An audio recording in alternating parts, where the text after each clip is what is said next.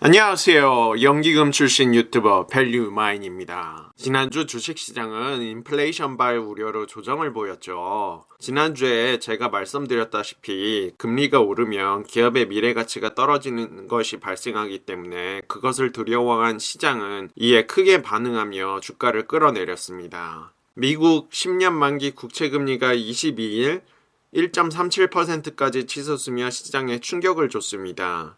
미국채 금리의 급등은 미국 정부가 경기 회복을 시키기 위해 과도한 돈을 풀기에 나서면서 인플레에 유발될 가능성, 그리고 인플레에 대한 대응책으로 금리를 올릴 수도 있다는 우려가 시장에 퍼지며 시장이 하락했지만 파월 연준 의장이 아직 경기 회복에는 갈 길이 멀고 완화적인 통화 정책을 계속 유지하겠다고 발표하면서 시장은 다시 안정을 찾은 모습입니다. 파월이 국채 매입을 꾸준히 지속하여 채권 금리가 상승하는 것을 막겠다라고도 했습니다.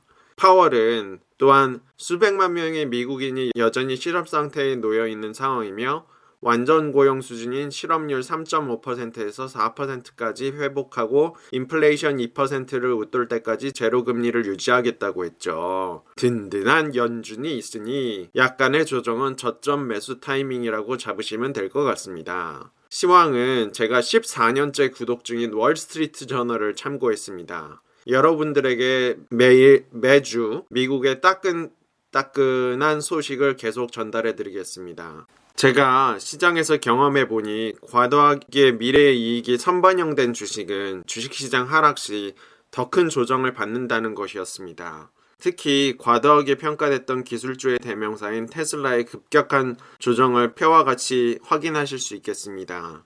제가 2화에서 테슬라 비중을 축소하라고 말씀드렸던 이유이기도 합니다. 기술주가 전반적인 하락을 보인 반면 여기 표의 예시처럼 컨택트주, 디즈니, 델타항공은 상승한 것을 확인하실 수가 있겠습니다. 백신 효과로 인한 경기 회복과 관련된 주식인 여행, 레저, 항공, 엔터주에 대한 기대가 있습니다만 돌다리도 두드려 건넌다고 집단 면역이 생길 때까지는 천천히 지켜봐야 하겠습니다. 비대면에서 온택트로 변한다 해도 그리고 경기가 회복된다고 해도 반도체 업황은 호황일 것으로 보여집니다.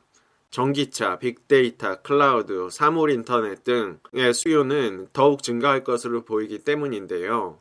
그래서 요즘처럼 주식시장이 조정을 보일 때는 TSMC, 삼성전자, 엔비디아, AMD 등의 주식을 저점 매수하실 것을 권고드립니다. 그리고 시장의 많은 전문가들은 금리 상승이 주식시장의 추세를 꺾을 정도는 아니라고 하고 있습니다. 경기가 회복되면 유동성을 천천히 축소하는 것은 자연스러운 현상이기 때문입니다. 오늘은 요즘 세간의 주목을 받고 있는 아크 인베스트먼트 이야기 좀 하겠습니다. 아크 인베스트먼트의 포트폴리오와 팽, 페이스북, 애플, 아마존, 마이크로소프트, 구글 간에 누가 승자가 될 것인가에 대한 내용입니다. 최근 증권사 보고서를 보면 이 두 큰 세력을 비교한 내용이 있는데요. 일부 발췌해봤습니다. 아크 인베스트먼트는 캐시우드, 우리나라에서는 돈나무 언니라고 불리죠. 돈나무 누나라고 불리기도 합니다. 캐시우드의 주도로 미래를 주도할 파괴적인 혁신기업에 투자하는 펀드인데요.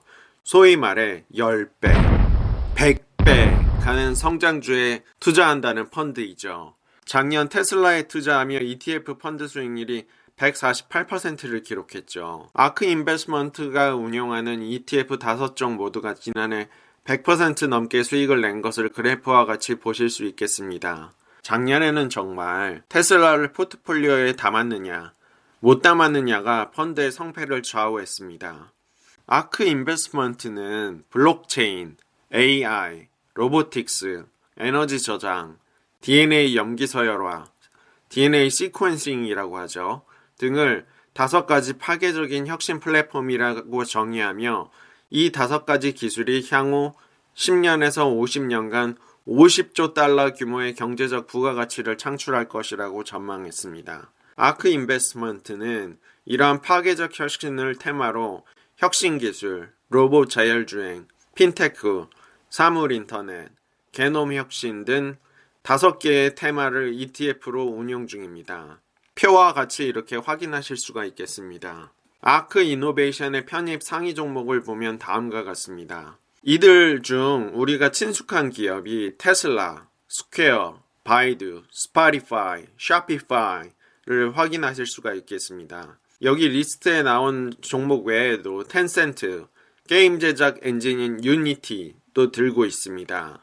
이 표의 주요 종목들에 대해서도 따로 시간을 할애해서 제가 한번 다뤄보겠습니다. 아크 이노베이션 펀드와 페이스북, 아마존, 애플, 마이크로소프트, 구글, 즉 FANG과의 PSR을 비교해보면 PSR은 주가 대비 매출액 비율을 말하죠. 아크 이노베이션 펀드의 경우는 11배, FANG의 경우는 약 7배로 비교됨을 알 수 있겠습니다. 아크 이노베이션 펀드에 편입된 바이오 업체인 크리스퍼의 PSR은 무려 678배에 달하며 전자상거래 업체인 쇼피파이의 PSR은 40배에 이릅니다. 물론 분명 아크 인베스트먼트가 제시한 장기 성장 분야인 블록체인, AI, 로보틱스, 에너지 저장, 바이오 등의 분야는 향후 폭발적인 성장세를 지속할 것으로 보입니다. 앞으로 10배, 100배 성장하는 기업에 투자하는 펀드인 만큼 성장에 대한 투자를 좋아하시는 분이라면 아크 ETF를 편입해도 되겠습니다. 아크 인베스트먼트가 제시한 빅 아이디어의 메타버스의 세계 출연도 현실성 있어 보입니다. AR, VR, MR 등을 현실상에 구현한다는 메타버스, 앞으로 주목해봐야 할 아이디어입니다. 저도 그래서 메타버스의 그래픽을 구현할 엔비디아를 제가 운영 조언해주는 계좌에 주식을 포함시켜 운영하고 있습니다. 여러분도 엔비디아를 한번 주목해 보십시오. 다만 아크가 편입한 종목들이 지나치게 높은 밸류에이션을 받고 있다는 점은 유념하셔야 되겠습니다. 고평가 기술 종목은 금리가 상승할 때 조정받을 수 있다는 점도 참고되시길 바랍니다.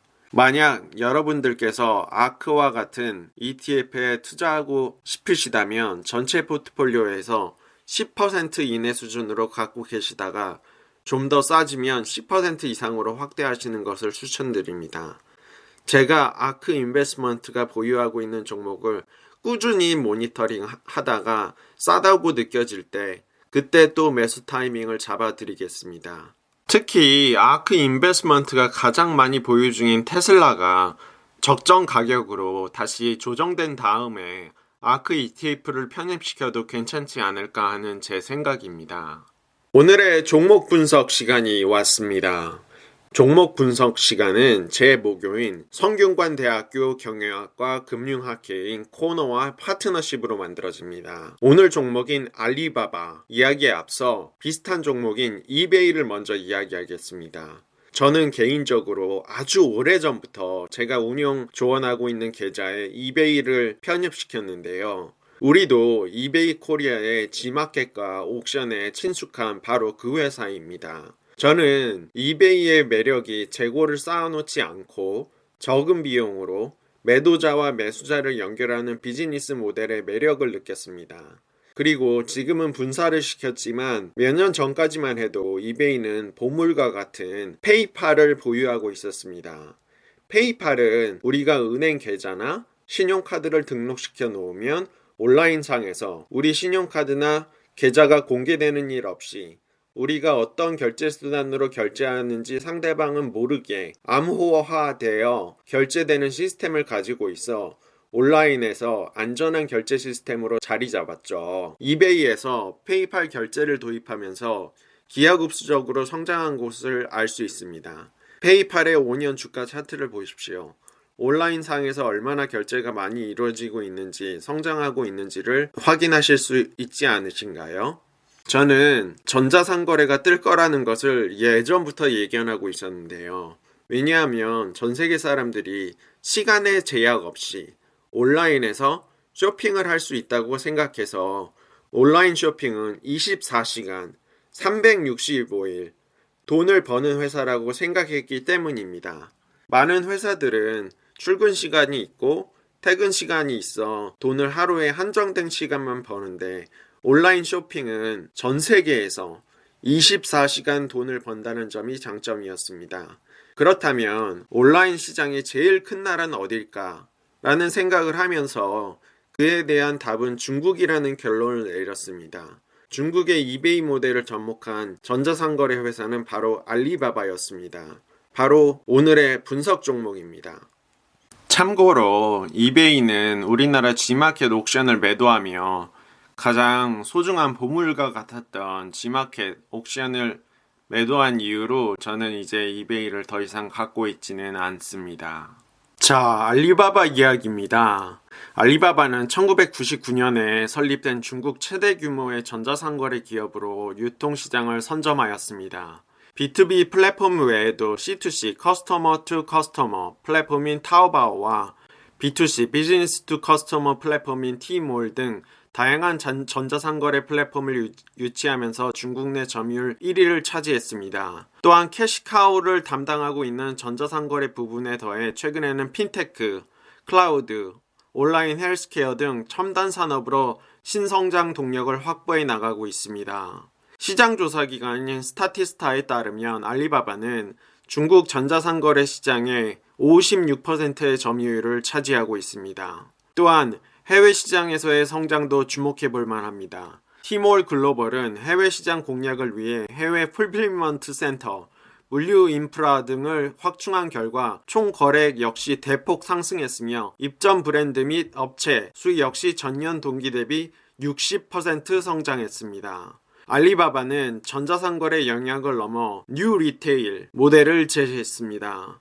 기존의 온라인 플랫폼을 넘어 오프라인으로 사업 영역을 확대하며 온 오프라인 매장의 긴밀한 연계를 추구하고 있습니다. 알리바바는 인타인 백화점을 인수하며 공급망의 디지털화, 플랫폼화, 엔터테인먼트화를 추진했습니다. 화상 검색 엔진인 이미지 서치를 통해 오프라인에 진열된 상품을 이미지 검색을 통해 바로 온라인으로 구매할 수 있게 만든 것입니다. 중국 소비자들은 온라인에서만 보고 구매하는 것에 불안감을 느낀다는 심리를 이용한 전략입니다. 알리바바의 클라우드 사업 역시 빠르게 성장 중입니다. 시장조사기관 가트너에 따르면 알리바바의 클라우드는 19년 중국 시장 점유율은 46.4%를 기록했습니다.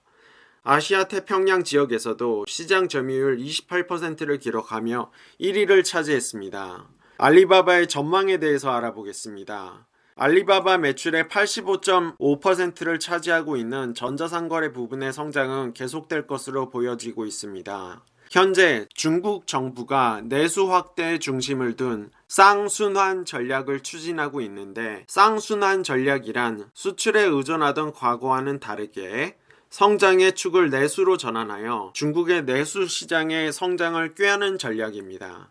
모건 스탠리는 해당 정책을 추진할 시 중국의 소비가 10년 내에 2배로 불어나 12조 7천억 달러에 달할 것으로 예측했습니다. 뿐만 아니라 2020년 기준 30%인 전자상거래 침투율이 30년에는 45%까지 상승할 것으로 예상하면서 온라인 쇼핑 판매량이 연평균 12%씩 증가할 것으로 예측했습니다.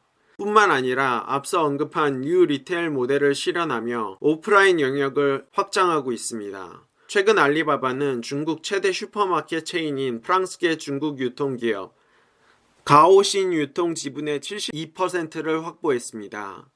가오신은 중국의 초대형 매장을 칭하는 하이퍼마켓 시장에서 14%를 점유하고 있는 1위 기업으로 이를 통해 알리바바는 중국 전역에 500개에 가까운 오프라인 매장을 확보할 수 있게 되었습니다.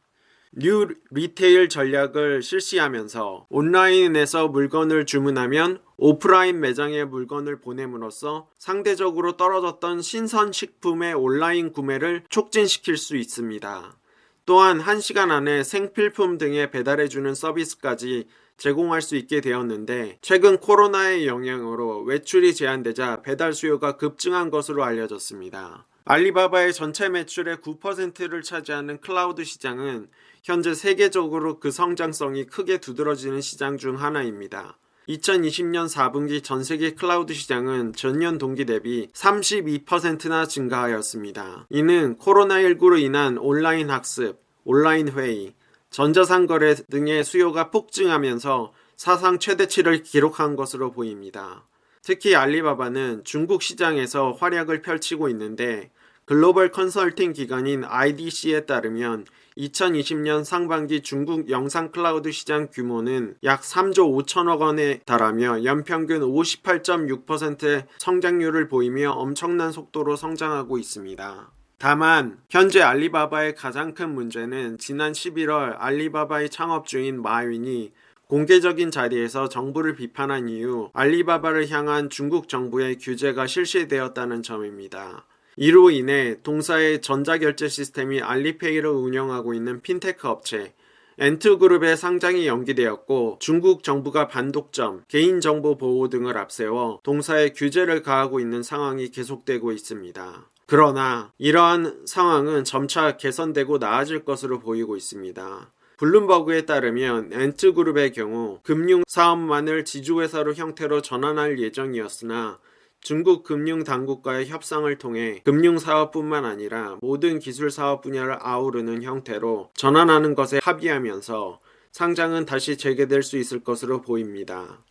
알리바바의 밸류에이션을 살펴보겠습니다. 알리바바의 가치평가를 위해 피어 업체들의 2020년, 2021년 PSR 평균을 적용하였습니다. 알리바바의 사업부는 가장 핵심 사업부인 상거래를 제외하면 에비타는 적자를 기록하고 있어 퍼가 아닌 PSR 멀티플을 사용하였습니다. 알리바바의 주요 사업 부문은 이커머스, 클라우드 컴퓨팅, 디지털 미디어 앤 엔터테인먼트로 각각의 매출액 비중은 86대 9대 5입니다. 따라서 유통, 상거래 기업과 클라우드를 다루는 기업, 종합 엔터테인먼트 기업을 피어 기업으로 선정하고 PSR을 가중평균하였습니다.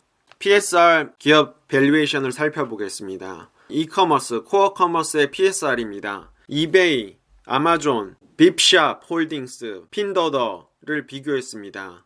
이들의 평균은 2020년 11배, 2021년 6.7배를 기록한 것을 보실 수가 있겠습니다. 클라우드 컴퓨팅의 PSR을 보겠습니다. 아마존, 마이크로소프트, 구글의 PSR을 보면 평균 2020년 기준 7.9, 2021년 기준 6.9로 확인이 되고 있습니다. 엔터테인먼트 업체의 PSR을 보겠습니다. 텐센트, 넷플릭스, 월트 디즈니를 볼 수 있겠습니다. 각각 2020년의 평균치는 9배, 2021년의 평균치는 7.6배로 적용하였습니다. 그래서 섹터 웨이팅을 코어 커머스의 86%, 클라우드 컴퓨팅의 9%, 디지털 미디어 및 엔터테인먼트의 5%를 적용한 2020년 PSR은 평균 10.6, 2021년의 PSR은 6.8이 되겠습니다. 이를 통해 적정 가치를 구해보면 332.18달러가 나옵니다. 적정 시가총액은 3,899억 달러로 나옵니다.